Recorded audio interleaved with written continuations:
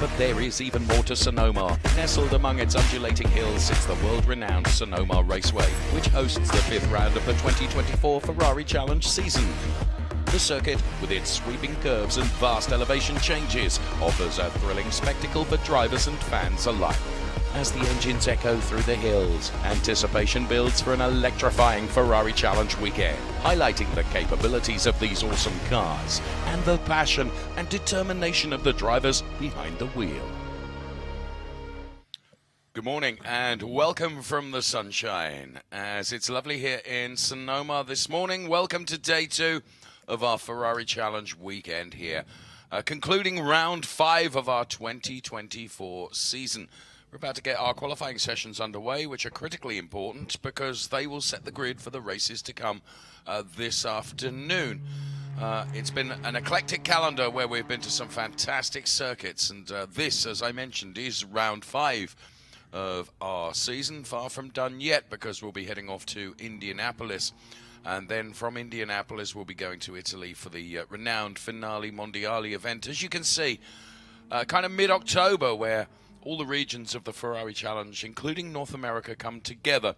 And, of course, it is the season championship ends. And not only that, the coveted Gold Roof World Final races as well.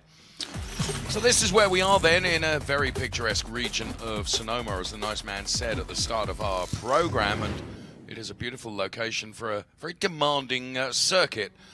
Which we certainly saw those demands placed on our drivers during the racing yesterday, and we're expecting much of the same today. It's very undulating as it makes its way through the countryside, some 11 or 12 turns, depending upon how you count them. And yes, it's an interesting circuit.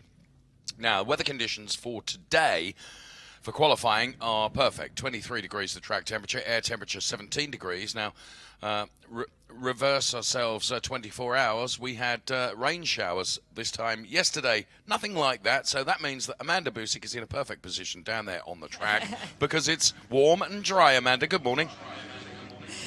Dave, I think you called me a meteorologist maybe 10 times yesterday during the race day and qualifying, so hopefully I don't have to use those skills here today. I don't even have my rain jacket anywhere near where we're standing for this interview, but you talk about the course here at Sonoma Raceway. One of the things that I also like to point out is that even though that the elevation around this track, the track specifically is close to sea level, which makes for some really exciting lap times and fast last times. We have great conditions here this morning. I think we might see some of the fastest laps that we've seen this week, be it practice and of course with yesterday with the issues with the precipitation. So I'm sure our drivers are ready to get saddled up behind the wheels of their Ferraris now with the 488 going to hit the track for qualifying. But I just wanted to point out the specialty of our pole position award. You talk about the turns around here at Sonoma Raceway. One of my favorite sections that we'll be looking at today is right here at turn 11. There was a lot of action as drivers drag race to that start finish here on the front stretch. But Dave, it's going to be an exciting day here for race number 10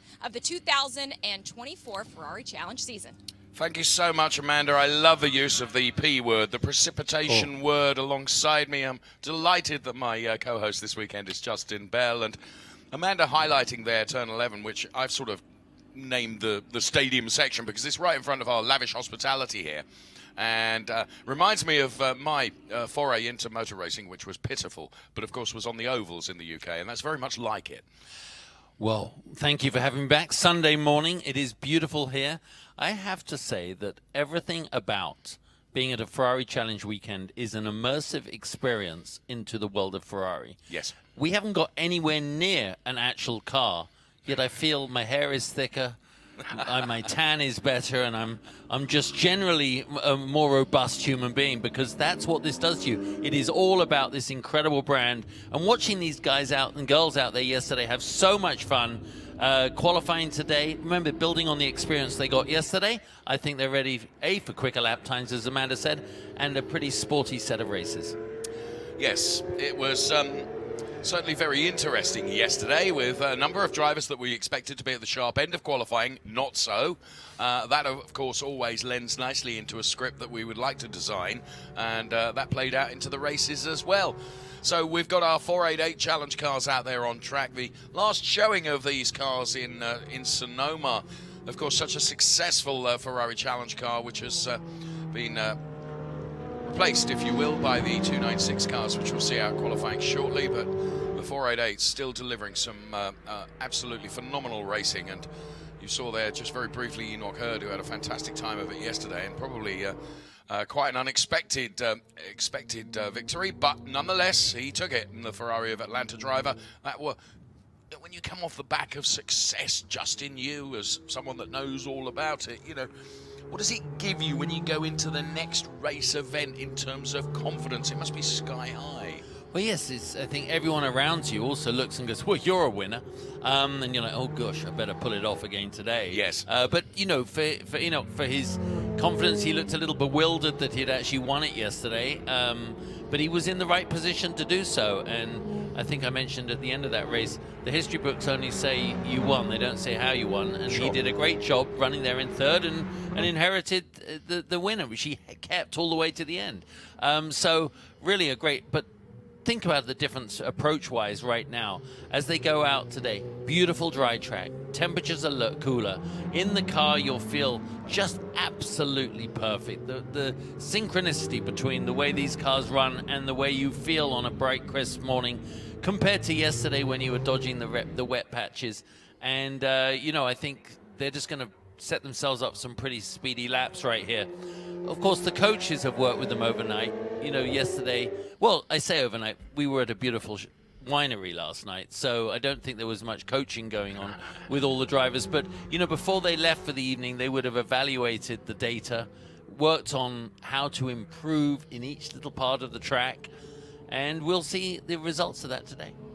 Yes, we will, as we're watching Stephen Chen then, the Ferrari of Houston driver, and Enoch Hurd then with the split times there that you can see as they're heading towards setting their first times in this session. Now, short, sharp qualifying sessions, under 10, just under 10 minutes in duration. We've got just under 7 minutes remaining in this session now. Tyres going to be an interesting prospect in temperatures which should be better today than yesterday. What say you, Amanda? Yeah, I just want to point out as we get qualifying under the way and talking with the teams and then talking to some of the drivers, especially in qualifying, the expectation that these Pirellis are going to peak around lap 3. So as we count down this time and we see these lap times start going up for these drivers, it could come down to the end of that 10-minute session, which will make it interesting for all of us. You're right, it will, and of course the tyres that the drivers qualify on are the tyres that the drivers will race on. So, if you get the opportunity to reduce the stress that you put onto those tyres and you find yourself in a nice position on track where you've got clear tarmac ahead of you and you can just go out and post the lap that you want, of course, that gives you longevity in rubber in terms of the race.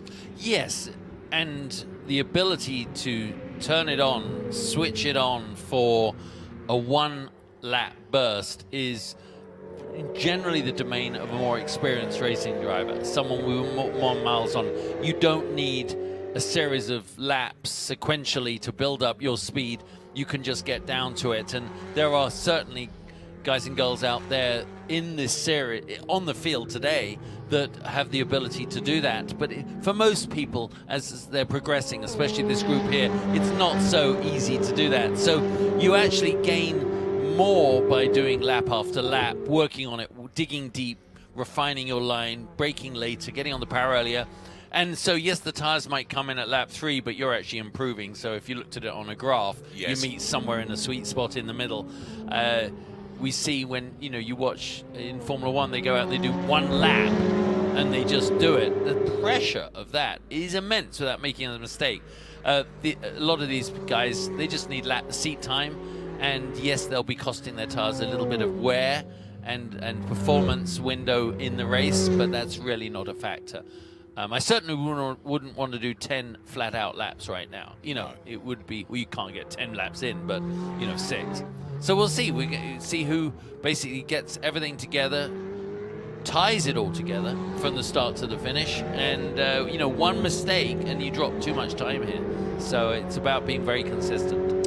We've got the clock running on Gerda Svenslovas, who had a very interesting race yesterday, that's for sure. I urge you to check it out if you've not done so already, because right towards the end of the race it got very, very exciting. So Gerdas then running the clock on him. Let's see what he can do. He's currently sitting P7, hoping for an improvement this time around. Enoch Hurd is quickest with it's going to be a good lap because 39. he comes off the hairpin then at 30 seconds. That's generally our telltale. I think you're going to see this is... Where did he end up? Okay. He took it very nearly 3/10 out of the Enoch Hurd time, so that has given him provisional P1 with a time of 1:39.263. So well done, Gerdas, who's got the bit between his teeth in qualifying for this morning. It is Gerdas Svenslovas from Enoch Hurd, then it's Brad Evans and Henry Hummel with a very good showing for Ferrari of Lake Forest. Then he's currently P4 in qualifying, which we only have 3.5 minutes remaining. I mean, I love the theatre of these qualifying sessions. It's almost like a Super Bowl, isn't it? You know, where they have very, very little time indeed. You've got to go out there, you've got to find track space, you've got to nail every apex, get all the boxes ticked that you need to do to be able to put yourself to the sharp end of the grid for the race to come this afternoon. Here's Brad Evans then, looking for an improvement as well. Currently P3 with a 1:40.416. Make that now P4 because Matt Dalton has gone P2, merely 4/100ths slower than Gerda Svenslovas. You said it's just then. It's we're sort of watching this little spectacle. This viewing point from up here in our booth is actually one of the best in the country. We can see so much of the track that it's lovely being able to watch them as he comes down here, making his way to the line. What lap time did he do? P2. We're going to be able to P2. Yeah, we're able to see half the lap, which makes us feel very invested in it. I like it. So it is Enoch Hurd then that's leading the way, and Gerdas just popped it up there. Gerdas has just usurped Enoch and has gone to P1 again, and we've got two drivers now in the 1:38. So every single lap this track is evolving, isn't it, Justin? We've got 2 minutes remaining in this qualifying session. Matthew Dalton, we run the clock on. Now, he was right at the sharp end of this just a lap or so ago, and he'll be hoping to do the same with this lap as he posts it. The 433 Ferrari of Long Island car then. Very much involved in that excitement towards the end of the race yesterday. And into the final turn then, the stadium This will be a good lap. It's going to be coming off there as he makes his way that's flat out through that left hand, crosses the line. He's going to do the fastest lap. Well, you called that perfectly, so Justin. much. Well done, you. A 1:37 now. So actually the margins of improvement we're seeing are big margins. 8/10ths here. But that is him absolutely laying down a great lap. That was a really good show. That's reset sort of bar for everybody else. Yesterday we also had another factor, which was the rain overnight washed away a lot of the new rubber on the line. And remember, this has been resurfaced, so this way it's intact from yesterday. It has not deteriorated in any fashion with the rain, any rain wiping away the rubber from yesterday. And the way it works on racetracks, you want to be able to, and especially in a series like this where you actually only have one tire manufacturer laying down rubber, it becomes much more compatible when you have running different brands. Sorry, okay. Small coming together, forgive me so rudely interrupting you as Jeffrey Keel turned in, and the space that he wanted to turn into was full of another 488 Challenge Evo car. They're both shaking it off. They look like, when you see two cats that have a fight and didn't know they were there, and then they're looking at each other like, was that you or was that me? That's what just happened there. They looked a little bewildered by each other. That's unfortunate, guys. It's a long way round. I would get off the line. Well, the lap, the qualifying session is done now. The checkered flag is out. And, any driver that is still on a lap can complete that lap. Whether that will make a difference to the top end of the chart remains to be seen. But if it doesn't, it means Matthew Dalton has done it to the tune of very nearly half a second with a 1:37.242. And that would give him the Rotiform Pole Position Award. Must make comment, though, Dave, that Mr. Hurd goes and pops it down in the 37s Yes. as well. So that was a great improvement. Yes, I agree with you. Here comes Stephen Chen then. He was one of the drivers that was still on a lap. And is he going to be improving from his P8 position? Yes, he is by 3 places up to P5. So well done, Stephen. But I don't think I can't see anyone that is going to better the time of Dalton at 1:37.242. Then it was Enoch Hurd, 1:37.748. Those are the only 2 drivers in the 1:37s. Gerda Svenslova's then taking the P3. So in class, it means a virtual third row start. Oh, okay. And of course, a point for pole. Absolutely. So it looks like the way this championship's pretty tight right now, that every point is going to count. You're right. As we look at the 499 car of Merrithew, then the Ferrari of Ontario driver. Just accelerating away, going to be probably one of the last that will cross the timing line and conclude this session. No improvement there, stays P10. We had 11 drivers out there posting the best laps that they possibly could during that very short, sharp 10-minute qualifying session for our 488 Challenge cars, and the Shell drivers still determined, and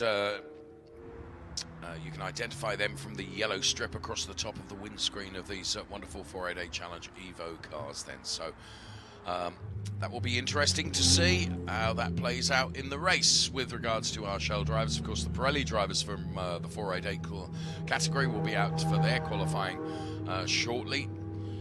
And it's Matt Dalton from Enoch Hurd and Gerda Svenslova's then the top 3 from that qualifying session. And a very clean session, other than the little love tap that they had down there in the carousel. Oh, that's the hairpin. So that's what we wanted to see. Yesterday, everyone was a little, haven't raced for a month. They were a little shaky coming out of the box. Had a couple of incidents, but that was a very clean session. Let's take a look at the classification then from the 488 Shell drivers. It was Matthew Dalton then confirmed with a 1:37.242 P1.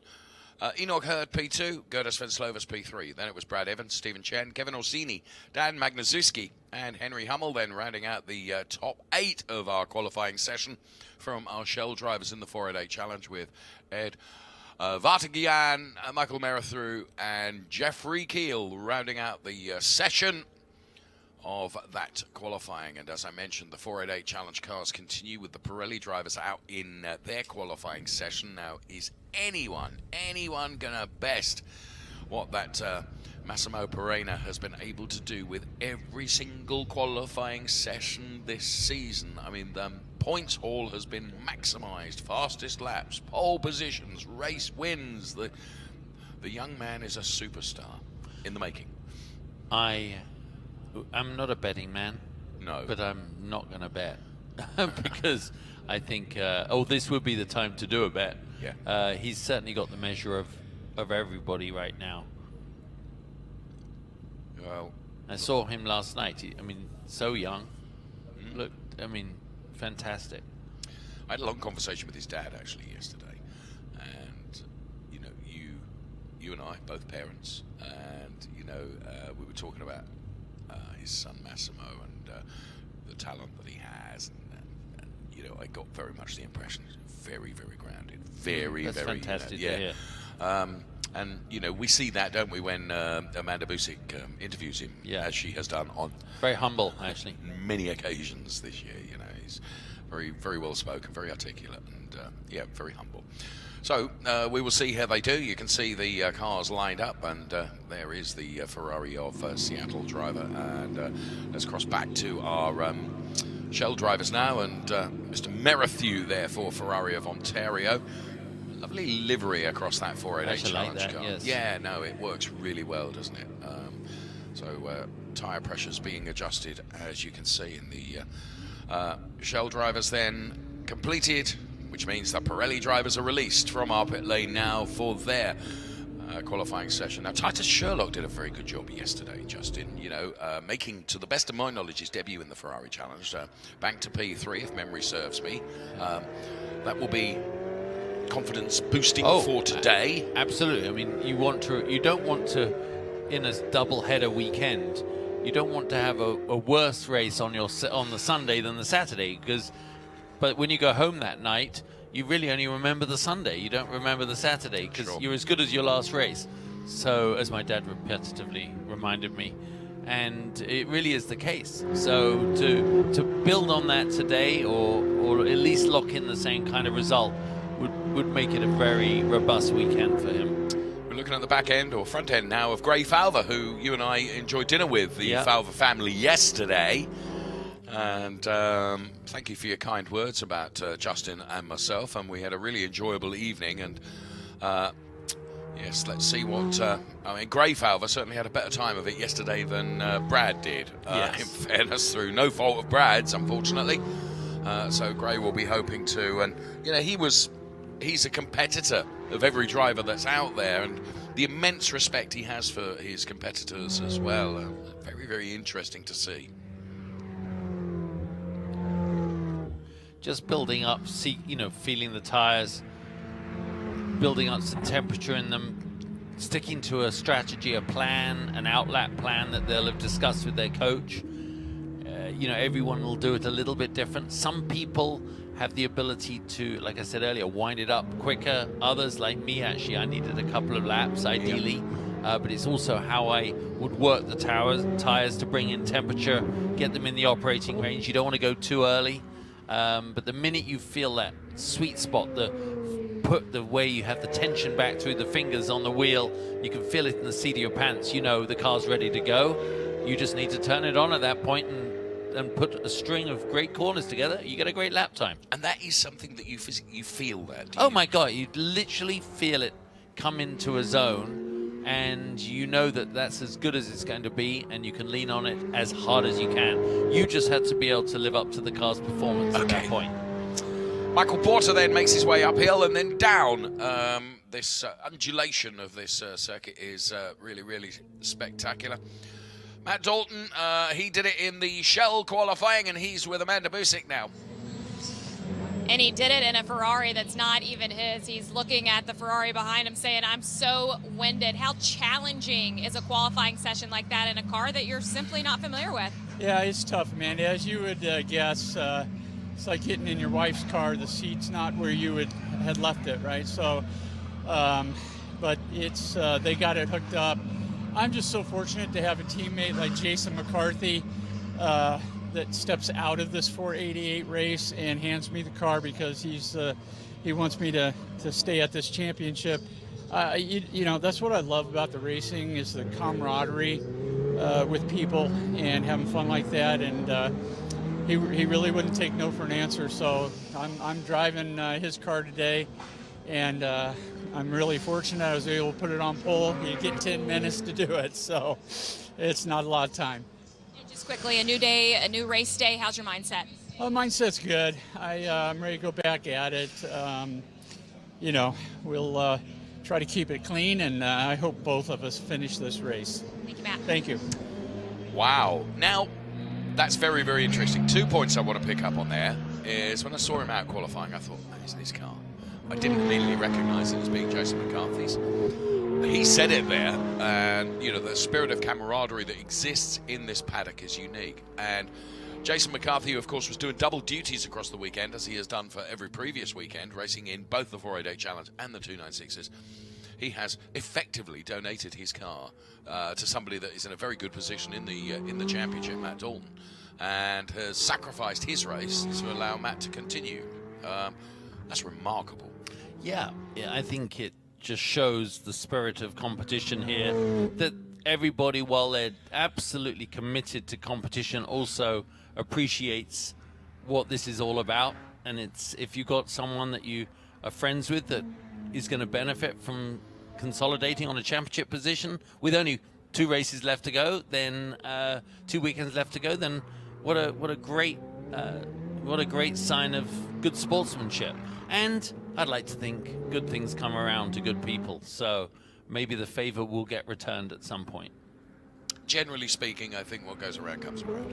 It really does. In racing, you just hope so. Not always the case. Massimo Perina has just posted P1 with a 134.160, but he is being run close by Titus Sherlock. There is merely a tenth between P1, P2, as you can see on the graphics on the left-hand side of your screen. And Gray Falva with a very good lap as well. He's third fastest. So this is going to be the second half of this qualifying session. Really rather interesting. Is Titus Sherlock, is he going to be able to find the wherewithal to really take it to Massimo Perina? I mean, he's within a tenth of him. Let's wait and see. I mean, that would be headline-making news if someone was able to take away a Rotiform pole position from Massimo Perina. Let's see if it happens. Of course, that was their first time lap, so I think the next couple of laps should see an improvement in time. Titus has done it, look. Ooh, look 134, 113. But look at the margin. We are talking 4 100ths.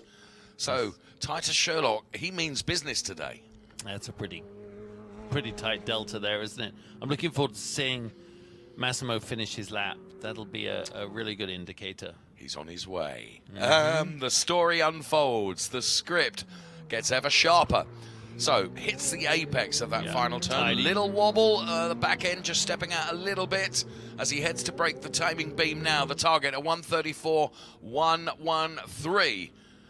Yeah, by 5 100ths. It's all very close, isn't it? 134.060. Wow. He cannot rest on his laurels. He's going to have another push lap there.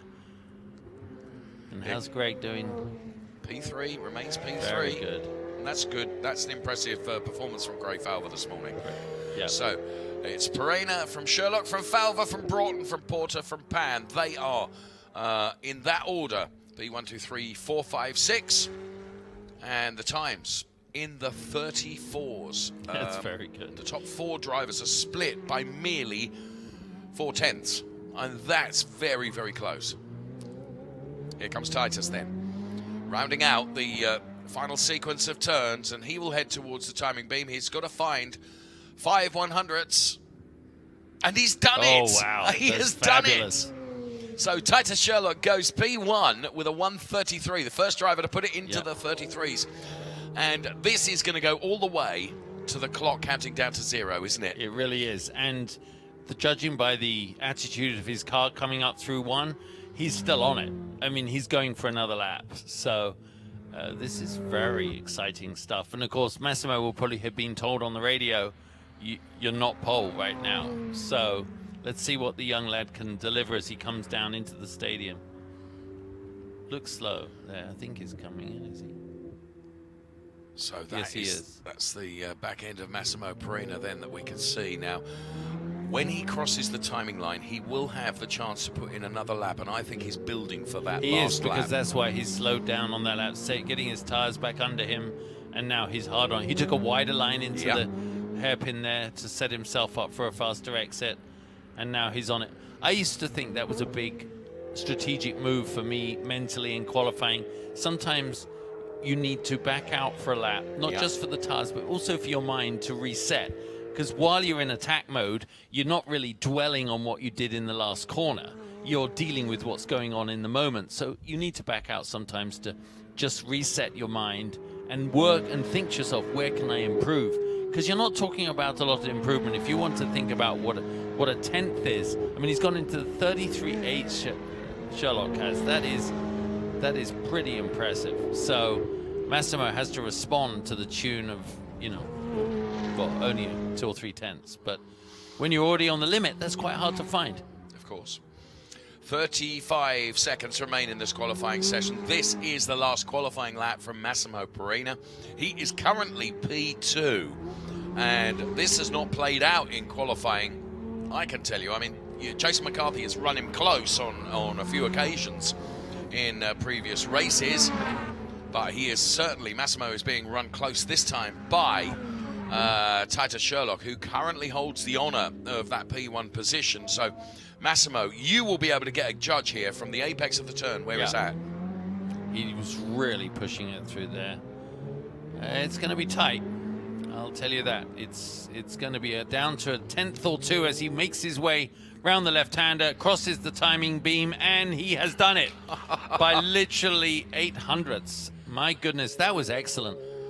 That's not the margin he's used to, though. No. So I mean, well done him, but he was made to work for that. Yes, so Massimo Perena, then the Ferrari of Seattle driver, has been run closer than ever before in qualifying. And there you can see, there's Massimo's dad. Sent a picture there. Okay. And of course, they're looking at the data, and wow, that was close. Fair play to Titus Sherlock then, the wide world Ferrari driver, who certainly ran Massimo very, very close. And all of a sudden, Massimo had to really, really dig deep to find it. Don't you think, Amanda? That was really exciting. Love you guys took the live shot of that. We were here watching along, and you could feel the apprehension and the anxiety a little bit of the family and team prior to that lap. I could overhear his dad talking about how Massimo had pulled himself back a little bit to make sure that he was clear of traffic ahead. And then as he crossed that timing beam, it was an immediate round of applause. His mom even dropped her jaw a little bit, but man, are we surprised? It's what we've seen out of Massimo all season, guys.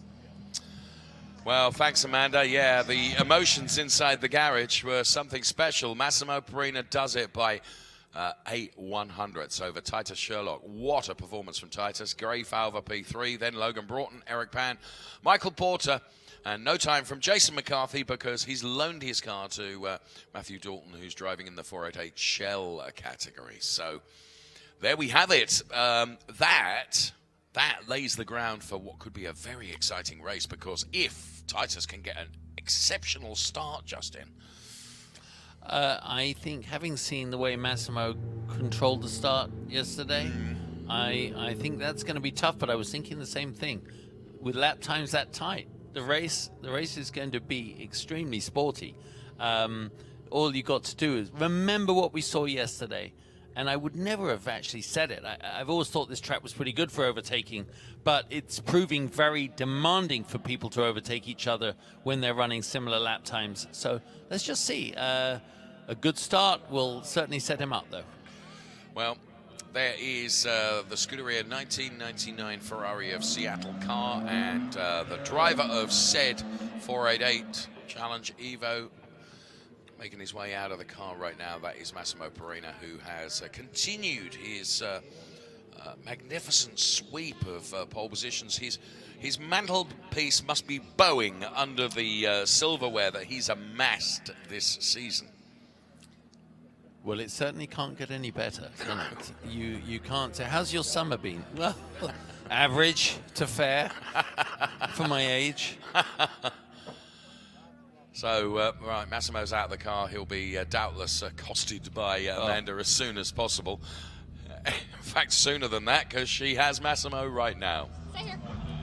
I thought it was only appropriate for his father to give him that pole position award, because I have to tell you, on that last lap, everyone here was just waited with bated breath of what you were going to pull out there. Your dad was like, okay, he slowed himself down. He has free traffic ahead of him. Describe the focus that takes to take that pole position back. It takes everything. I mean, 100% of everything I've got. I thought I had it all on the first lap. Turns out I didn't.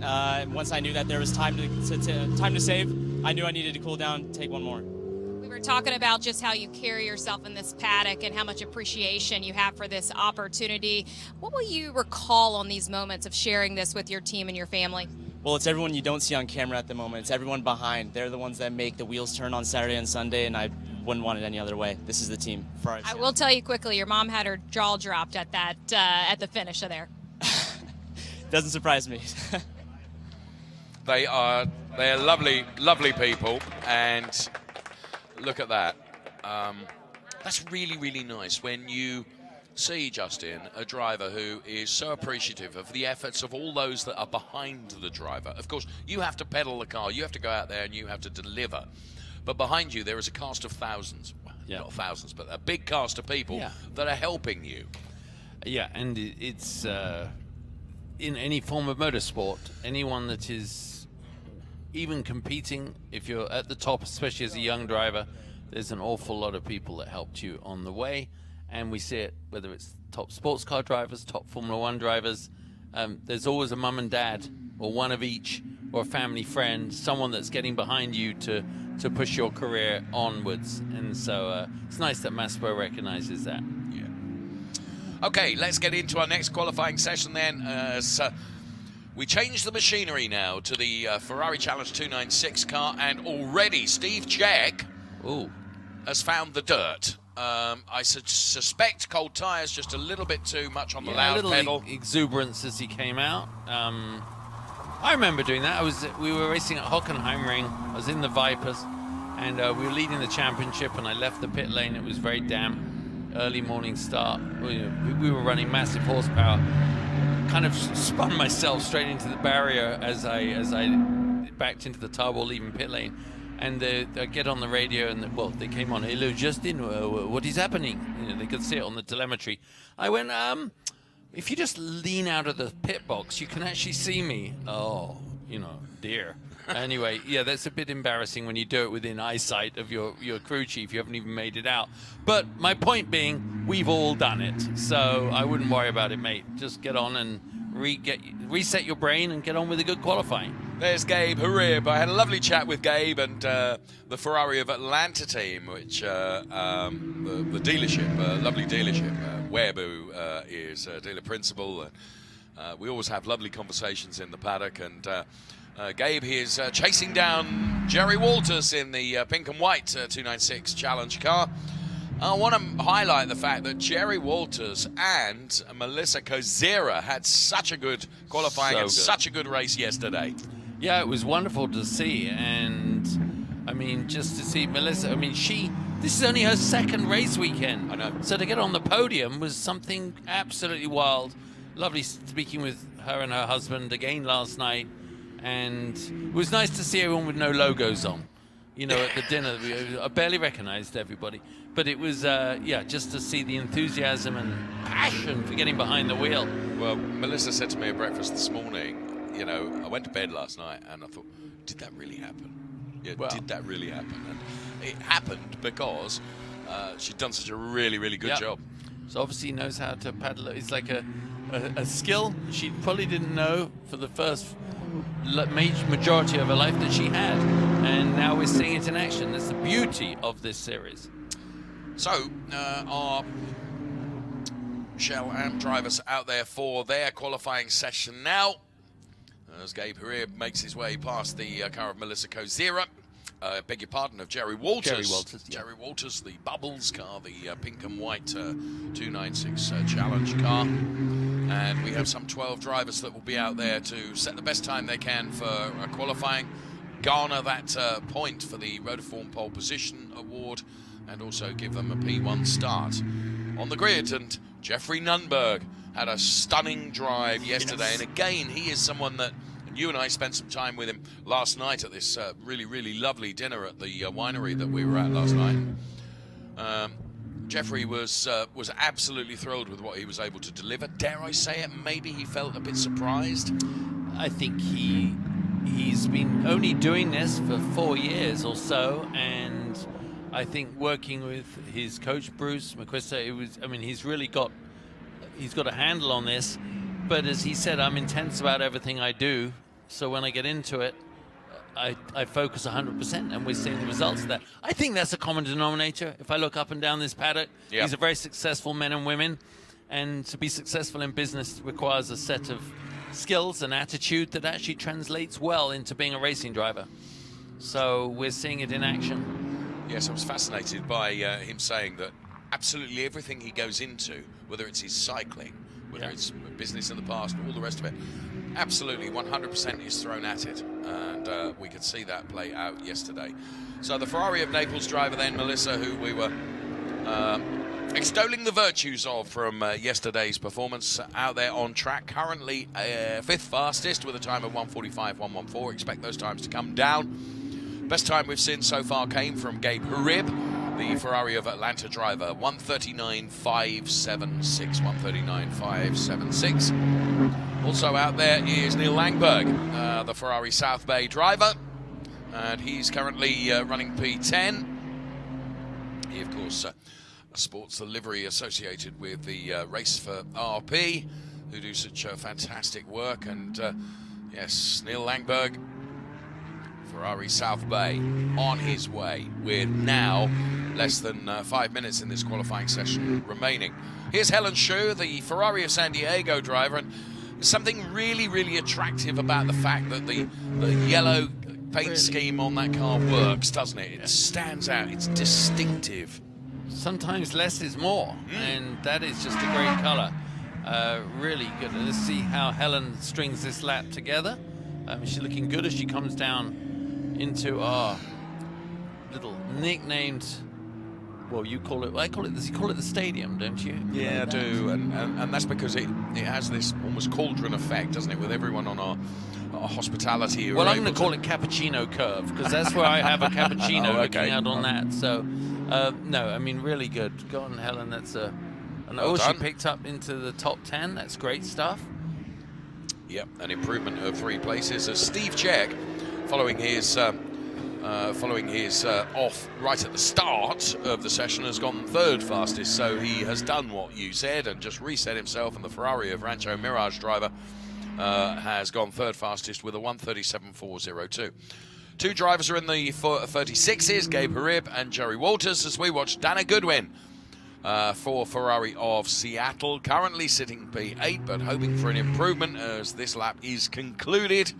You'll see if he is able to do that. Jerry Walters on a good trajectory as well, coming into the final sequence of turns. I mean, she'll be very aware of the lap times. She's right there, 3:36.9 on her last lap as she exits. I mean, this is going to be about the same lap time, I predict, but very nicely done.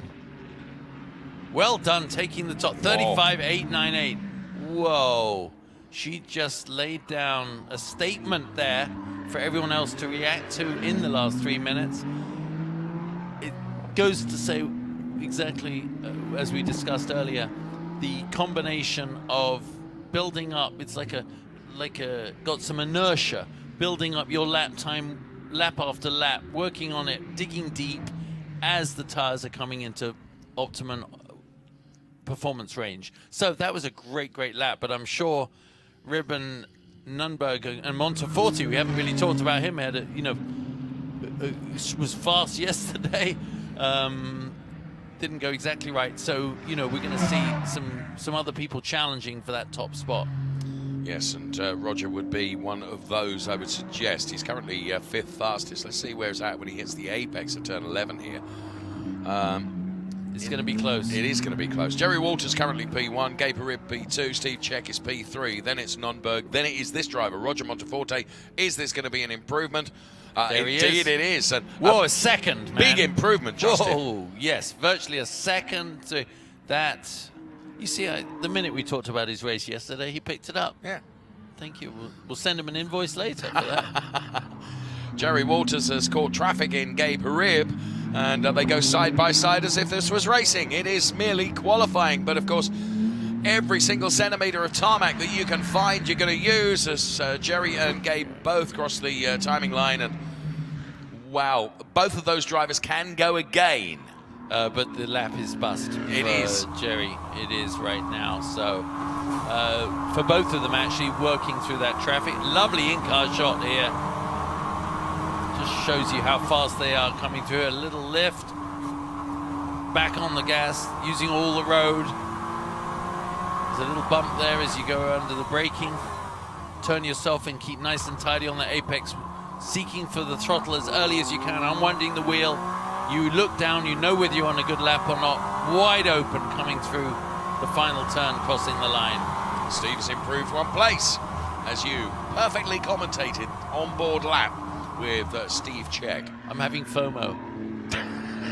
I'd really like to be doing it. Roger Monteforte, Jerry Walters, Steve Check, the top 3. Gabe Harib, then Jeff Nunberg, and then Melissa Kozira, then it's Waltersdorf, Langberg, Goodwin, Williams, Lynn, and Shu. That's the way it looks at the moment, with merely 15 seconds of this qualifying session left to run. Who is going to find the improvement that they need? Anyone going to take it away from Roger Monteforte? He's got a good margin. He's got very nearly a second quicker than anyone. Here's Gabe Harib. Here's Jerry Walters. As they head to break the timing beam, they're not going to be able to go again. The checkered flag is out on the session. Gabe has improved. Oh, okay. Jerry Walters an improvement as well, so that relegates Steve Czech. So it's now Monteforte, Rib, and Walters, the 1, 2, 3. As we said in the last qualifying session, it sets the scene for a very interesting race, because having a second advantage in qualifying is an indication of your overall pace. Whether you can maintain that over the series of the 30 minutes is another story altogether, but it certainly gives him a lot of confidence going onto the grid as the pole sitter, controlling the start for the race we'll see this afternoon. So the only driver into the 134s was our man that is provisionally P1. I say provisional in a small p, starting that word, because I can't see anyone with an improvement trajectory that will take away that pole position from Roger Monteforte. That's our Ferrari Challenge Shell drivers all coming back into the pit lane now with a session completed. A very, very exciting qualifying session from the moment it started, with Steve Czech finding the dirt, but that didn't affect his qualifying too badly, because he's managed to put it on the second row of the grid, virtually within the category. But it's this man, Roger Monteforte, who towards the end of the session posted that 1:34.914 time. Just found everything to his liking. He'd got clear track, he'd got the tyres in optimum window, and he delivered. Well done, Roger Monteforte, P1, Gabe Harib, P2, Jerry Walters, P3, then it was Steve Czech, Jeffrey Nunberg, Melissa Kozera, Brian Waltersdorf, Neil Langberg. They occupy the first 4 rows of the grid for the Shell AM drivers. Then it's Dana Goodwin, David Williams, Paul Lynn, and Helen Shue. So if that's just a teaser, a taster of what we've got to come in the race, it's going to be a good one. I think so, and a nice way to start the morning, and he can go and have breakfast now and get himself set for the race. That was really very, very nice. Now you can see lurking in the background there, Jeffrey Nunberg, look to go across and congratulate his teammate Roger Monteforte for delivering that pole position. Again, just something of the spirit of the paddock here in the Ferrari I thought Challenge. you were saying Amanda lurking. I could see Amanda lurking. Well, Amanda will be lurking. Shot. She'll be lurking away across that pit wall in a minute. Look at that very pretty car, isn't it? That's that cross on the side actually makes it very identifiable. That white X on the side. That's there's 2 ways of designing a car. It's like a helmet. One, they look good up close. The other, they look good on TV and from a distance. And you actually have to make your choice on it. Well, having made our way over the pit wall, no lurking involved. Amanda, you're with our pole sitter. I actually went on your cue there, Justin Bell. But yeah, our points leader here picks up another pole on the season, his second. And for us announcers, it's so exciting to watch you guys get those pole positions right towards the end of the session. Yeah. How fun is it for the driver? Oh, wow. Well, it's fun. It's a combination of fun and nerve-wracking at the same time. You know, my adrenaline is still pumping. My hands are shaking. So, yeah, it's awesome. Great feeling. You had a 4th place finish yesterday. What do you make of the competition in your class this season? I mean, I think the competition is great. I think we're all, battling it out, and you can see it in the races. So should be another exciting race today, I think. Good luck. Thank you. Well done, Roger. Impressive qualifying, and I think you're right. It's going to be an exciting race this afternoon within the Shell AM category of cars. We'll get the Shell cars out shortly for their qualifying session, but it is Roger Monteforte that has delivered that pole position in his category, and as you can see, the cars are lined up. The way Ferrari run these qualifying sessions and the racing, and in fact the whole track activity day that they do of a Ferrari Challenge weekend, it's really good. It's also very efficient. It's a credit to everybody involved that they are so expeditious with getting the cars out on circuit. I'm just trying to match up to Amanda's precipitation. What I like about it is they get a lot of track time here, and the whole week has built up a lot of seat time, which is what everybody needs. But now it all gets down to 10 minutes, so you don't want to make a mistake, you don't want to damage your car. But certainly for like Roger Monteforte, he gained a second overnight, if not more. So that shows he and his coach did some great work, and he liked these conditions as the cars head out there full of optimism, vim and vigor when Vim you go and out. vigor. Lisa Clark, we ride on board with, making her way out of the pit lane now. Lisa, of course, who last year won the Shell Am Championship, elevated to the Shell category for this year. Lisa does a lot of racing, not only here in North America, but also races in the Ferrari Challenge in Europe as well, and absolutely loving her Ferrari Challenge racing, the 296, which is the challenge car for this year, as we see all those Shell drivers out for their qualifying session. You may recall, Justin, just yesterday, Ray Acosta, who had put the car on pole position, decided to try and carve a new turn here at Sonoma Raceway, and he explained that to me, and also Didier Tays at breakfast this morning. He said, basically, I felt we could do with another little shortcut track here, you know, and I was trying to carve out a new turn. The idea didn't catch on, though. No, seemingly they not. didn't repave it. Seemingly but not. it was a pity for him. But Ray will want to right the wrongs of yesterday. I mean, the pace Ray had was, well, we saw it in qualifying, didn't we? So we know he's got the pace in the car. Let's see what he can deliver in qualifying today. Now, Chuck Whittle was also... Chuck, I think, was a little unfortunate yesterday, because with the Ray Acosta situation, I think Chuck just went into avoidance mode, and in so doing... just literally got unsighted. A puff of dust came up, more than a puff. Ray kicked up some dirt, and he was unsighted, and just, you know, it was like when in the fog, don't follow the tail lights of the guy in front. You make your own decisions. So I'm sure it was super frustrating. Yes, it was, all happening on the opening lap of that race yesterday. So wherever you are this afternoon, you've got to set a date and make a date to be with us for the racing to come, because yesterday it was well worth watching. Now, John Visca, you will recall, in the race yesterday, picked up a time penalty that was rescinded. Justin, so that I am told, and I am told by the mouth of the horse, Mr. Visca himself, that was rescinded. He did take his P3 position in the race effectively yesterday, so that will make John feel good, and he'll go about his qualifying today, knowing that he achieved a good place yesterday. So let's see what John Visca is able to deliver in this qualifying session, of which there are merely 7 minutes remaining. Here we pick up on, of course, Jan Bernier, who had a good time of it yesterday in the race. Now, of course, he was gifted a great opportunity when both Ray and Chuck decided to go slightly different ways on the track, and Jan Bernier just made his way through and picked up the lead of the race, and really didn't look challenged all race long. He handled that really well, and a win is a win is a win, and he certainly deserved it yesterday.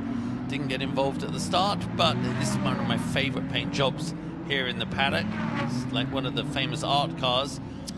I was talking to Robert about this yesterday, and he was so pleased that we really picked up on the fact that, you know, he's tried very, very hard to make it so distinctive. His son is here this weekend, also competing in the Club Challenge, which is like almost like a, dare I say, a feeder into the Ferrari Challenge. And Robert was, he was so thrilled that we love what he's done with that car, and obviously it's performing very well because he's delivered P1 at the moment. So well done, Robert. The Ferrari of Washington driver is currently in Class P1. Here's Lisa Clark then, about to post her first timed lap, I think, of this session. Accelerates away with this 296 challenge car. This will not necessarily be a meaningful time. It will be the next one. She's set herself up for this lap.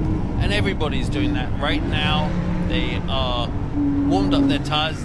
They're feeling that grip, beautiful grip through every sense in your body. And now is the time to stitch together all those elements. It's never about one corner. When you have some naivete to your driving, you tend to go, I'm losing 2 seconds in the hairpin. You're actually not. Right. If there's 11 turns, you're probably losing if you're a second off, you're losing a tenth everywhere. That's the way you have to approach it. Now, obviously, with data, we know you could be faster in one corner than the other. But if you want to put together a lap time that matches your predictive lap times, then you do have to string it all together. predictive lap time is when it's one of the most beautiful yet frustrating things when you look at your data. You'll sit there with your coach. Let's just say they do 6 laps here. It'll take the best lap corners from each of those laps and tell you, oh my gosh, if you put it together, you'll be doing a 32.1. I'm just using an example. But of course, who puts together the perfect lap? Absolutely But you put together perfect corners on various laps. If only we could do it in one lap, yes, you would be on pole. That's what pole position means. You put together more better corners, the optimum corners in a row, and you'll end up with pole. So it's the predictive is when you go, oh my God, I could have done it, but then I could have been, you know, so. Shoulda, woulda, coulda. Shoulda, woulda, coulda. Ray Acosta is the only driver in the 133s at the moment. He has put in pole position. John Viscup then buoyed with the success of yesterday, P2. Then it's Rob McWilliams and Bruce Cleveland. Now, Bruce had an off yesterday. Got it all together today. P4 at the moment. Then it's Chuck Whittle, Lisa Clark, Eric Marston, who was out of position in quali yesterday. What's he going to be able to do about it today? He's probably not at this stage of the qualifying session where he would like to be.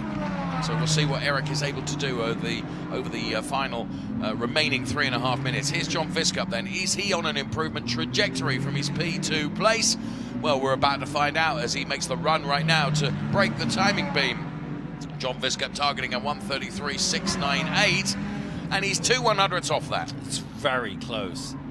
I mean, Ray's probably going to want to do another lap, which he's on right now, to extend that gap, but this will be a very sporty little qualifying session. Only 3 minutes left to go, so that's 2 good laps. Bruce Cleveland there in the 158 car for Ferrari of Silicon Valley. He's currently P6. Is this going to be an improvement from Bruce then as he heads towards the timing beam right now? No, it's not. He's about a second or so away from the Ray Acosta time. So it's Acosta from Viscup, from McWilliams, Jan Bernier, yesterday's victor, P4 at the moment. Here is Eric Marston then.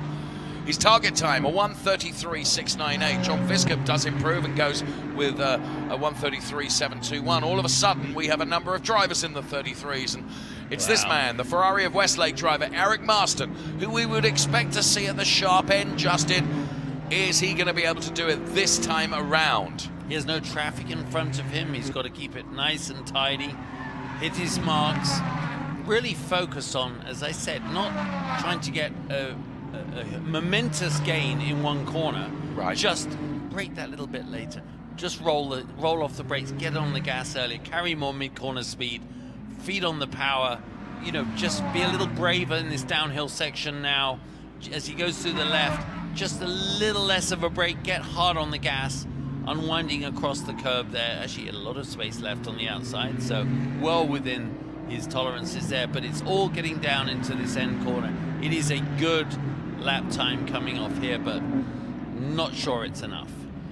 Well, let's see as he heads towards the timing beam now. 1:33s, so we're looking for Robert McWilliams has just delivered a 1:33.489, which puts him P1. Jan Bernier has gone further forward than he had earlier on in the session. He goes to P2. Ray Acosta, who of course sat at that P1 place, now finds himself P3.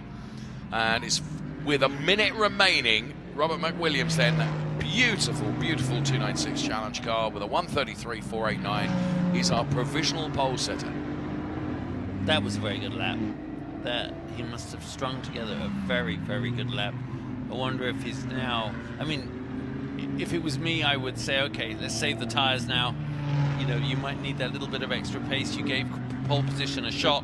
You are at the top. Kind of leave it a bit up to fate right now. But the team will often say to you, have you got more? Okay. And you go, yeah, I do. And they're like, remember, they need the tires.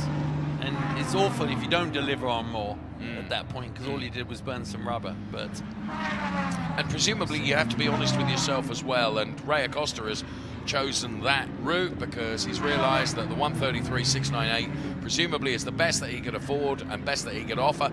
He's going to bank that P3 as it is at the moment, as Jan Bernier, who will be dissatisfied with P2, is going again. This will be his last run. He'll remain dissatisfied. You're right. 7/100ths down. Very close, though. That would have been a turn up for the books. Very nice. Here's Mike Luley then, P11 currently, for one of the longest campaigners in the Ferrari Challenge for Ferrari of Ontario. Mike Luley then heading towards there. You can see the, can't see the beam, but you can see the checkers across the pavement, and that's where the checkered flag is flying right now. It's Rob McWilliams from Jan Bernier, from Ray Acosta, from John Viscup. At the moment, is anyone on an improvement trajectory? I do not think so. I think the Ferrari of Washington driver, who has such a distinctive colour scheme on his car, has done enough.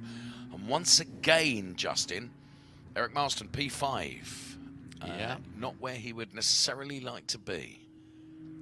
Qualifying round here is really a great reflection of the driver being in sync with the car. I mean, this is a track where you actually can pull something back out as a driver. Yes. Because there's a couple of areas to be very brave, and it's a track that rewards really digging in and, working the car. So there are some tracks you can hit the lap time, and you can't really work out where to improve. But here, this is one of these tracks that I don't think there's a corner I go around without going, why did I brake so early? Why didn't I get on the power? Oh, okay. It's like a what-if track. Yeah. But certainly for McWilliams, there's no what-ifs today. Well, up close or far away, the car looks wonderful. And Robert has delivered for Ferrari of Washington with a 1:33.489. Very, very close. 7/100ths between P1 and P2. Jan Bernier running him as close as he could. But it is Rob that has done it and delivered pole position. He takes the Rotiform pole position award, and he has the honor of talking to Amanda Busick. Oh, and Dave, that is only a smile that a first pole position can bring someone. I'm going to go ahead and give you this plaque to make it that much more real. And Rob, I was talking to your driver coach, Conrad Grunwald, this morning about just your evolution as a driver, especially in these last couple of races. You were on the podium yesterday, and I'm glad people can see this fire suit now because it does match the livery. What did you draw on from the race yesterday that helped you today? Yeah. Fastest track. The track is fast today. We were sort of putting the car in weird spots yesterday, so my coach and I went over it this morning, and so we sort of identified where to execute our plan, and we did it, and here we are. His first words out of that Ferrari was, "This is fun." That is a statement of achievement, guys. Well done, Robert McWilliams, and well done to his driver coach, Conrad Grunewald. He's a fine chap, Fine chap. And I was surprised to hear his name. That's great. Conrad, I've known for a number of years. Yeah. He is a driver that is extraordinary in his own right. Oh, yeah, he really is. I spoke to Conrad, actually. I think it was on Thursday. And, he is coaching Robert McWilliams, who has delivered pole position in Coppa Shell, ahead of Jan Bernier and Ray Acosta. Then it's John Viscup. What a few rows this is going to be with Eric Marston on P5. Yes. Then it's Chuck Whittle, Mitchell Green, and Bruce Cleveland, P8. In our qualifying session for our Coppa Shell drivers, with Lisa Clark, Osvaldo Gallo, Mike Luley, and no time set by Ben Goodenzi. So well done to Rob McWilliams taking that P1 position and earning the Rotiform pole position award.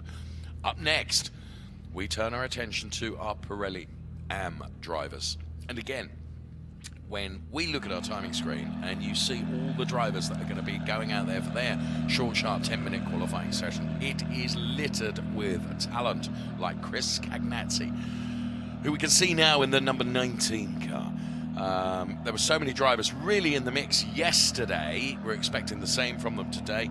I think what we are hearing is, as we see just behind us, Henry Hummel, one of our 488 Challenge drivers, just walking past the studio with Max Blancardi, his driver coach, and Max himself, a fine Italian racing driver with some success, but I digress. Normally, if you see them up here, they've had to go and see the clerk at the course. So he was smiling, but I spent a lot of time in the steward's office. I think every driver does. When you're starting off in Formula Ford and Formula 3, you're doing all that. Well, you get a note, and it's like, all right, up to the steward's office, and you get there, and it's like an old boys club. It's all your mates you're racing against, and you're being told off by the headmaster. I just had a great thought. Red flag, just holding the session up for a second. They must be doing something. It's just turning green. Off they go. Of course, every victory, every pole there's more than one person involved. Obviously, we talked about the team, but the driver coach is a matter of pride for them. If you get your man or woman to pole, if you get your man or woman driver client onto the podium, it's a feather in your cap too. So, every one of these driver coaches, I'm astounded by the level of talent that Didier Taze has assembled. I mean, honestly, Didier is running these driver coaches, bringing them involved. And, I mean, it's a who's who of international motorsports is coaching these guys.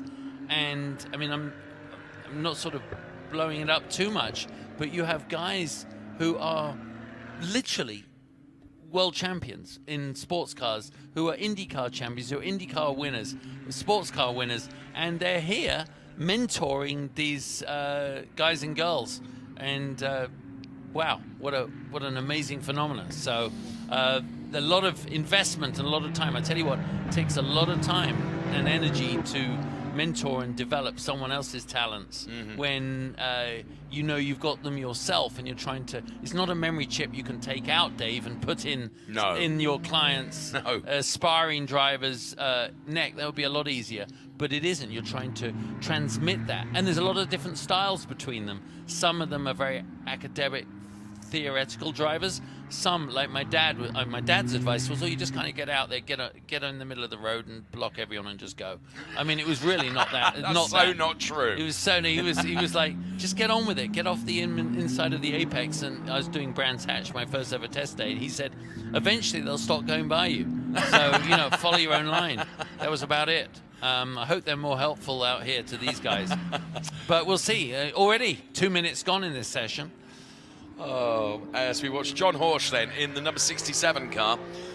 His qualifying session underway then. This is Ferrari Challenge. Trofeo Pirelli AM drivers out there for their qualifying session. As Justin has said, there remains merely 7.5 minutes of this session. So John Horsch, the Ferrari of Vancouver driver, who sports the all-black look to this 296, and I have to say it looks utterly menacing. It really does, and John is a demon behind the wheel of that car as well. Let's see what John can extract from this qualifying session.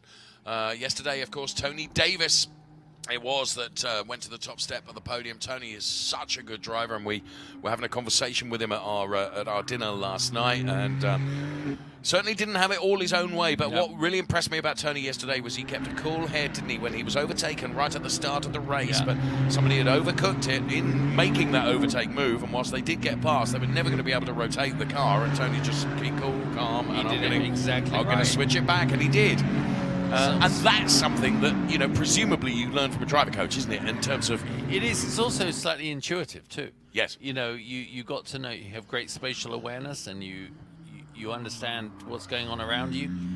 Sometimes you just say to the other guy, it's all yours, and you open the door and watch them go sailing past into the distance, and you just have to know when to defend and when to attack. Okay, John Banks, 1:34.551. That gives us our first meaningful time on the board with which to judge everyone. So John Horsch with a 1:34.551. Brian Cook has just posted his first time. So too for Frank Szczesniak and Sebastian Mascaro. You'll see those on the left-hand side of your screen on the graphics there. Brad Falver, who had a very hot race yesterday, a very short hot race. He, of course, in a different car today. But Brad will be hoping to right the wrongs of yesterday. Cyril Choksi then, who's moved up from the Shell category into Trofeo Pirelli AM. Great lap. And he has just put it P1 with a 1:34.237. John Horsch improving as well with a 1:34.551. So as we reach the halfway stage of this qualifying session, seems almost unbelievable, doesn't it, that we're halfway through it already. It's Choksi from Horsch and Cook and Szczesniak, who are the top four at the moment. Around the final turn comes Dave Musial, the Ferrari of Lake Forest driver, and he was certainly pushing at the sharp end of the race yesterday. He'll be doing the same today, and he puts his first banker lap in, if you will. It's one that's P10. We're expecting improvements from the likes of Dave Musial and a little overcooked it. Back end, letting go there. Yeah, that was just him trying to build up on what he had done the lap before, get on the gas a bit early. Fine line between over-application of the throttle and unwinding the wheel. But, of course, that will have nosed his lap completely. Oh, it would have, absolutely, yeah. So he's got to complete the lap and then set himself up all over again. John Horsch's 1:34.059. We're going to see times into look at that. 33s. 32.9. I was going to say we're going to see times into the 33s. Well, Brian Cook has said, forget that, Dave. I'm going to put it into the 32s. Yeah, let me just bypass that 33 rubbish. No, that's very, very nice lap. Wow. So Brian Cook then with a 1:32.919. Frank Szczesniak with a 33.964. So they have both bested John Horsch at the moment. 4.5 minutes of qualifying action to come from these drivers. And is a 32.9 the fastest lap we've seen this morning? yes, I think it I is. think it is, yeah. Yes, I think it is. And Omar Balkasoon has just found a 1:32.943. So 2 100ths between P1 and P2. That's how close it is. And Dave, the story isn't finished being written right now because we do have just under 4 minutes to go, and they are all nicely spaced out. All the cars, they're not crowding each other, and everyone able to focus on the optimum perfect line, really taking the lessons learned from yesterday. And the track temperature's perfect, Yes. and their tires are in the window. So let's wait for a few more fireworks. John Horsch then hugging the curb delineation as he makes his way through turn 11 and heads towards the timing beam now, which he breaks and improves a further 2 places. He goes to P4. Tony Davis has gone to P3. So it's now Cook, Balkasoon, Davis, the top 3. Here comes Frank Szczesniak.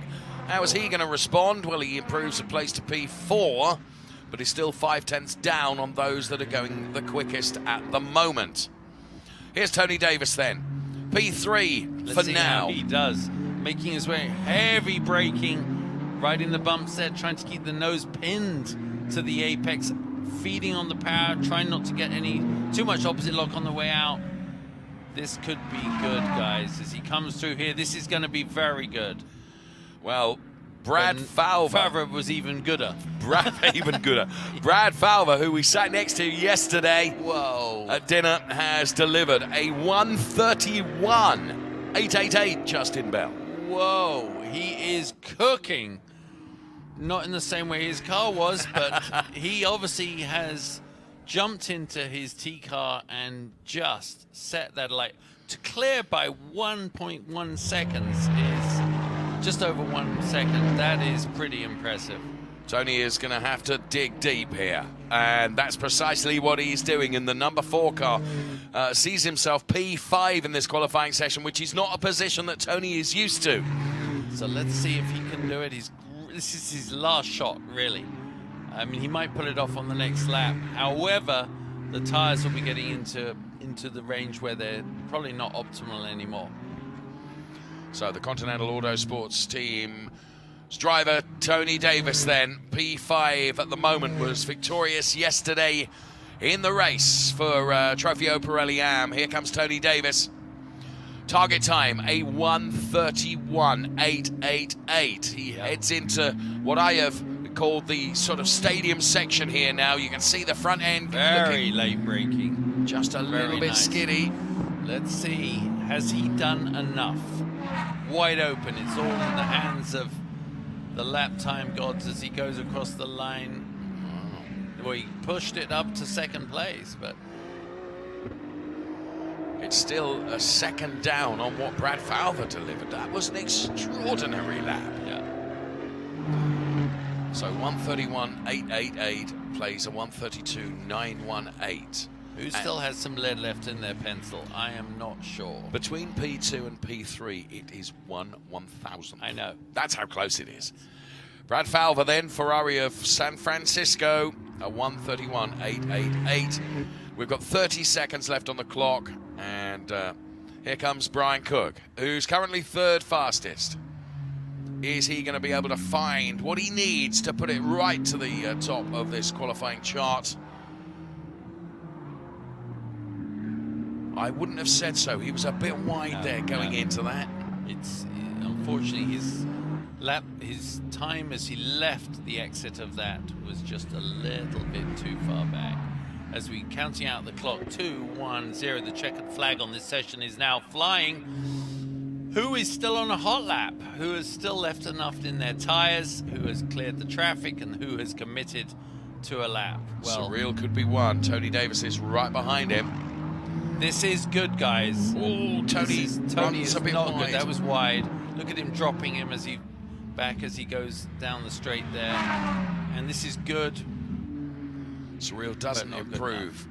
Tony stays P2 with a 132.918. So Brad Falver, Tony Davis, Brian Cook, Omar Balkasoon, the top four. Surreal Choksi P5. Here comes Chris Cagnazzi to cross the timing line. Now, does he improve from his P12 position? Well, he heads towards breaking the beam now, and does not. So I think we are done. But that gap between Davis and Davis and Cook is, I mean, 1/100th, right? Or 1/1000th. But between P2 and P3, Yeah. it's 1/1000. I used to do that with the old school stopwatch. The young kids here won't know about it. My sister and I used to try and see how fast we could, hit the start and stop button to see what it is. And it's so fractional. And now you translate that into what it is around this long track, 11 corners, 6 right, 6 left. You do it and you go, oh my gosh, that is all that is. It's imperceptible. You can't even measure it. Whoa, forgive me. Brian Cook has just vaulted Tony Davis. So it's Brad Falver, Wow. now Brian Cook, and Tony Davis is relegated to P3. What a great flying last That lap. came right at the end of the session, didn't Yeah. it? Brian had crossed the timing line just with enough time to get another lap in, and he made that lap count. Well, it'll make for a great start off the line. The difference between P1 and P2 is 9.58. Still a healthy margin. He should be very proud of that lap time. Wow. I'd like to think that Brad's success in qualifying today is part you and I responsible for that, for the scintillating conversation we had at dinner last I night. think all your advice on how to drive fast, he really absorbed.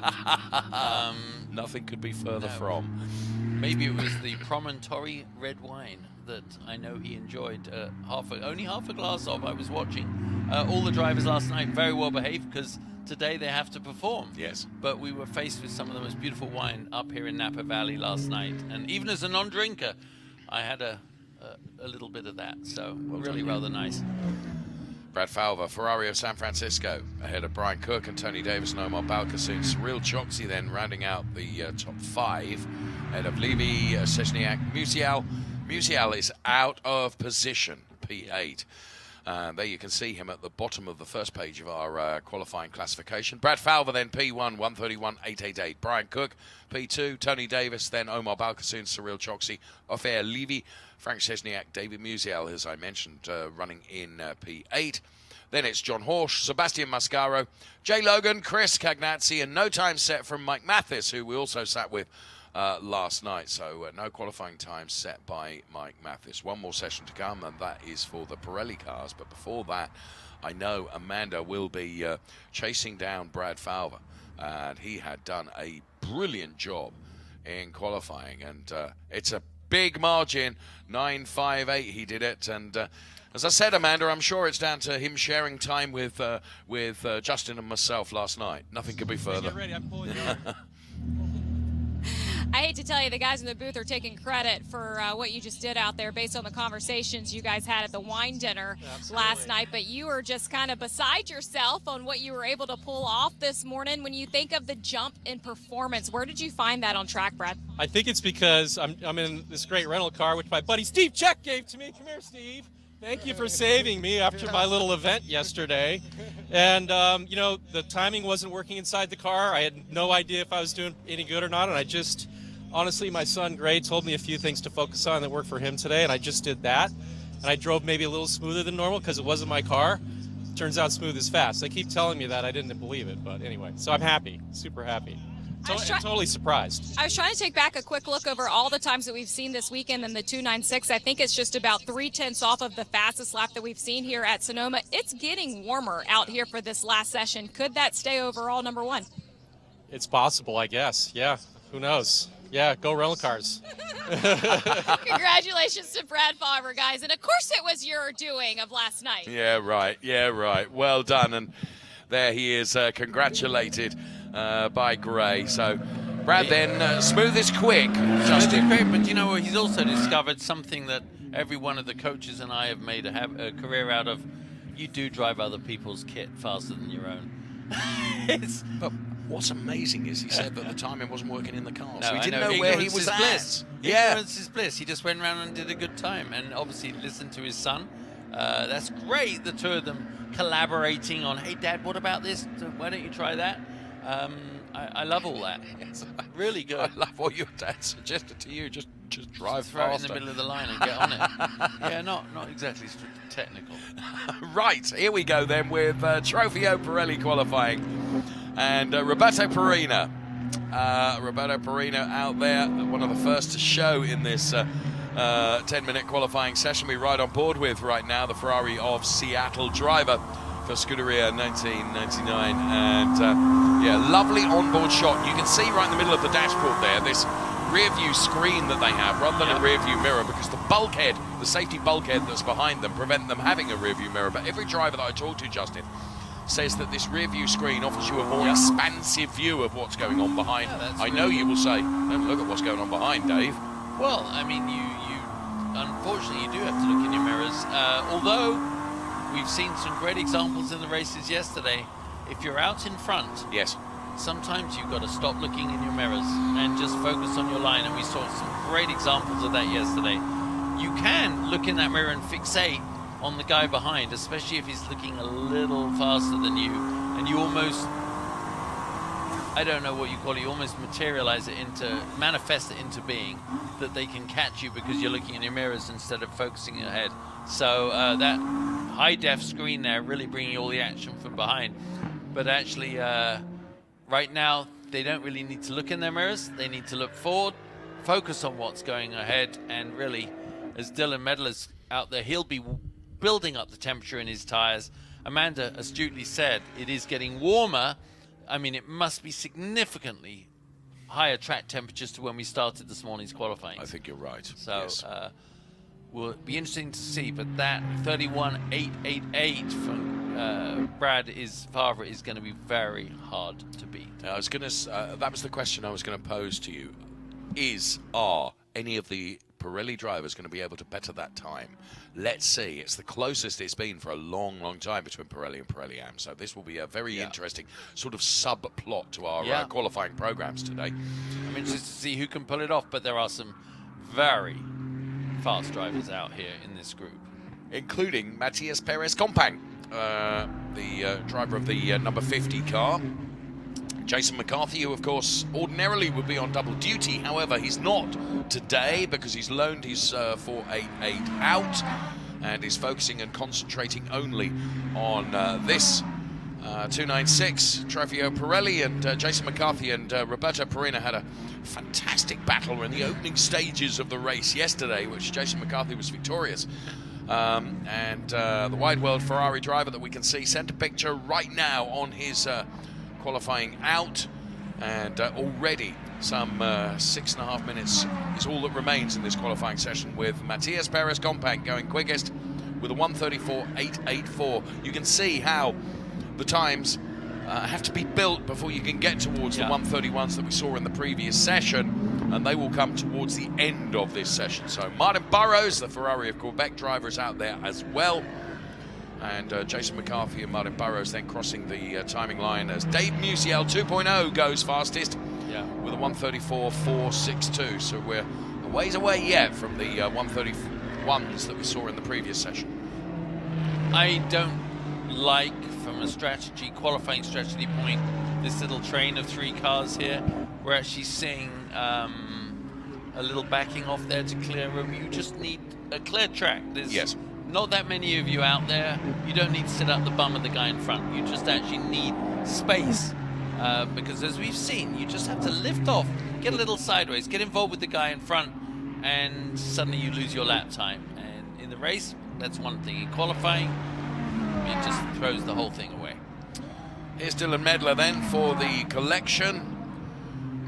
Dylan, a fine driver, and he goes through the final turns, and that's probably not the trajectory he wanted. No, he just pushed his way in there and then decided to open the wheels rather than scrub too much speed off the, too much energy through the tires. Oh, but Medler, 31.75 already from Dylan Medler. Wow. Well, and honestly, the way he went through turn 11, I didn't expect that for a moment. I take it all back. It was a beautiful line, mate. It was absolutely spot on. Well done, Dylan Medler. 131.752. We're right on board with Roberto Perena. Now, as he climbs uphill now, the sound of these wonderful power plants in these 296 Challenge cars. As Matias Perez Compact goes second fastest. This man that we're riding on board with is currently third fastest. Some half a second down on Dylan Medler. Where can he find that now? Now, as someone that follows a lot of racing and talks about a lot of racing, for my money, Roberto is looking pretty pinch point perfect here. It's really a nice lap. I'm enjoying watching it. I forgot we were on air. I was just getting a little absorbed. It's all about now rolling his speed through here. How early is he able to turn the car, pick up the throttle for the downhill here? That's right. As soon as you get to the apex on the right, flat through these two lefts, flat through the right, little lift off. Nicely done, feeding on the power. It's pushing hard. A lot depends on how you lift through here too. Very, very energetic sequence through here. Over the little bump, braking down. Okay, this is a good lap. This is a very good lap. Well, let's watch him wind through the left to the finish line there. What did he pick up? There he is, 31.6. Okay. You called that really well for us because I picked up on the fact, I'd like to say. Whoa, slide as he comes off there. I'd like to say I picked up on the fact that he was on a good lap, but... Thank you to our producer for holding with that, because it's nice to watch a lap complete. So Roberto Perena then is the fastest driver out there by 6 100ths, or 131.692. Dylan Medler, P2. This man, Dave Musial Jr., is currently fourth fastest in class with his last lap, a 132.692, which was his best lap, a clear, exact second below or away from Roberto Perena. So Perena, Medler, Compact, Musial Jr., then it is Jason McCarthy, Joe Rubo, Michael Petramalo, and Martin Burrows. Here's Dylan Medler trying to respond then to the Roberto Perena time. There's 2.25 minutes remaining in this qualifying session, our final qualifying session of our programs this morning. We're so glad you are with us. This is the Ferrari Challenge weekend from Sonoma Raceway, and here comes Dylan Medler diving into turn 11 right now. Don't think he's given himself enough there. Let's see as he comes up through the fast left. He'll be looking down at his dash. Where am I? No. Ironically, not where he wanted to be. So Dylan will be able to go again, and it is possible if he sets a very good lap this time that he would actually get another one in. So it looks like Jason McCarthy to me, to the right-hand side of our picture, has just come in. Now Jason McCarthy is fifth fastest. Here's Martin Burrows then, Ferrari of Quebec driver of the number 46 car. P8 at the moment for Martin Burrows, and he stays P8. Needs to find some time. So Perena from Medler from Compact then, as Martin Burrows climbs uphill on the opening stages of this lap now for what will presumably be his last lap in this qualifying session. Here's Joe Rubo for Ferrari of Long Island then. His best lap so far, a 133.285. And the target time is a 131.692. 131.692. And Michael Petramalo for Ferrari of Seattle currently sits P7 in our Trofeo Pirelli qualifying session. Trofeo Pirelli cars then with the red strip across the top of the windscreen as Dylan Medler is going again, Justin. He's using all the road there. Let's just see. This is a good lap. This will be a very good lap. It could be right there or thereabouts. Let's follow him through the final few hundred yards of this lap. His last shot at this. Wow. It was so close. It is so close. I mean, he is 6 100ths down on Roberto Perena. He's backed out now. Yeah, that's what I would do too. So he's not going to be able to do another lap now that he's backed out of this one. So he's being honest with himself. His crew chief is being honest. They're saying, listen, you gave it a shot. We're on the front row. for now. There might be a couple of cars that want to knock him off the front row. Let's see as Musial Jr. goes through. We'll have to watch him click off his lap time, but I think the top 3 are pretty secure right now. Yes, Dave Musial 2.0 does not improve, so I think we're done. I think it is Roberto Perino, Dylan Medler, although Matthias Compact taking P3, Dave Musial Jr., then Jason McCarthy, ahead of Joe Rubo, Michael Petramalo, and Martin Burrows. So Matthias is still on a lap, and he was 10th and a half down. So Matthias could still improve. Yeah, let's just see. He's got a nice clear open track. He is the last one still on a hot lap, I think. I think you're right. Or anyone that can challenge. Anyway, a little bit of traffic coming there for some people. Okay. Well, he bailed it. He bailed. Now, Roberto Perino. Everyone bailing. That's Yeah. it. As they've all given it their best shot. I do want to mention what an excellent lap then Brad Farrell must have had. Only 2/10 off the Roberto Perino's time. There's 2 very fast poles set in this session, in the last 2 sessions for this race. Michael Petramalo, right at the final stages, improves 1 place and goes to Good for him. P6. Well done, Michael. Good job. But no one was able to find the 6 100s they needed, or 6.1 100s they needed to get past Roberto Perino. So he's pretty pleased with that inside the car there. Well, I reckon I would be too. Yep. Absolutely great. Like I said yesterday, if you on pole or you win, you don't even need to make any excuses. You barely have to open your mouth. You just smile and say, yes, I'm great, thank you. When you're second, you have to come up with all sorts of rubbish as your excuse. So being the fastest and the winner is exactly what you aim for today. I can't wait to hear Amanda get down there in a little bit and talk as our pole sitter's getting out of his car. Must feel great. It's good for the team as well, because the Yeah, Perinos really are good. having a really good weekend of it. I would say they are. You can just see Massimo I there, just his did, nephew. yeah. Yeah. I imagine they talk about cars a lot around the dinner table. Ah, and there they are, having a hug. Yeah. That's really good. Great helmet design. So, well done to Roberto Perino then, the Ferrari of Seattle driver. He has done it with a 131.692. 6/100s quicker than anybody else, and he is pole position, picks up a Rotiform pole position award for that, and of course has the best possible starting position. Agreed. As the car pulls away, Amanda Busick is standing by to grab a quick word with Roberto, who has done a fine job in qualifying and extracted everything he needed to from the car and from the track combination. And a very quick time, 131.692, and Massimo presents him with the award, Amanda. I know, we set that up down here for that, even with Massimo's performance earlier here today. And Roberto, you've been driving some of the fastest times around Sonoma all weekend. Your back-to-back pole here. What about your driving style fits Sonoma so well? I'm not really sure, but I just enjoy the rhythm of this track. And for me, when I get into a rhythm, I don't even really think about what I'm doing. I just drive, and it just feels really good. This track flows really well for me, and I'm really enjoying it. And I've got a good little tutor there teaching me how to go around this track very fast. So I used to be teaching him, now he's teaching me. So this is great. What did he tell you after his session? Well, I can't give away those secrets. He told us the same thing yesterday.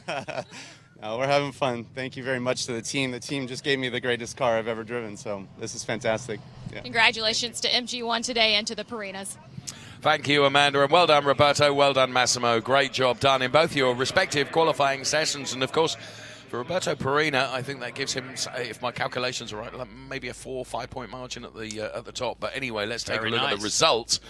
Roberto Perino P1, Dylan Medler P2. Matthias Perez Compact P3, then it's Dave Musial 2.0 ahead of Jason McCarthy, Michael Petramalo, Joe Rubo, and Martin Burrows rounding out our qualifying for our Ferrari Challenge Trofeo Pirelli drivers. All the race action just in gets underway around about 20 past 1 this afternoon with our pre-race program. Both Justin, myself, and Amanda would urge you to join us for that and say thank you very much for enjoying and watching qualifying. Bye-bye for now.